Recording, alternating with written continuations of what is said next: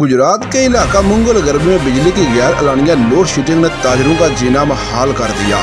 इस वक्त हमारे नुमाइंदा निसुर रहमान मंगवाल में मौजूद है। आइए उनसे जानते हैं कि उनका क्या कहना। जी निसुर रहमान बताइएगा। मैं इस वक्त मौजूद हाँ मुगवाल गरबी जिला गुजरात का एक कस्बा है बड़ा वड्डा ते ओहदे विच ही गैर एलानिया लोड शेडिंग जारी है। वापटा वाले दसते है कोई नहीं, बेवजह बिजली बंद कर छड़दे ने। एक ताजर बरादरी बड़े परेशान है, दुकानदार भी बड़े सख्त परेशान ने।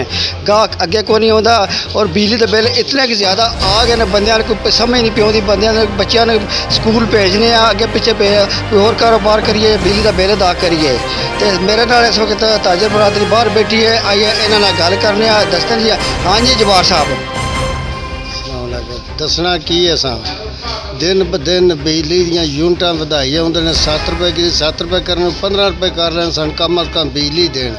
असीं दुकान के अंदर भी नहीं बैठ सकते, अंदर भी इतनी कि गर्मी है, साडी सोच भी नहीं। ये दुकानों तो बाहर बैठे होंगे हैं। बराए मेहरबानी लोड शेडिंग जिहड़ी है बगैर एलानियां ये ख़त्म की जाए। उधरों तुसीं कीमतां वधाई आउंदियां बिजली दियां। ये नहीं सोचते ताजे गरीब जिहड़े की करन दे। जिन बिल 1000 आउंदा सी हुण 5000 बिल पिया आउंदा, कित्थों बिल देण अगर बिजली कोई नहीं। वो अपने बच्चों की रोटी टोरन, अपने बच्चों की फीसां देन कि बिल तरन। बिल 5-5000 आ जाता, बिजली आउंदी नहीं। बराए मेहरबानी उधरों आंदे साढ़े को वाफर भी है बिजली है। मेहरबानी बिजली पूरी करो, साढ़े ताजेदारां मजीद परेशान ना करो जी। अस्सलाम वालेकुम।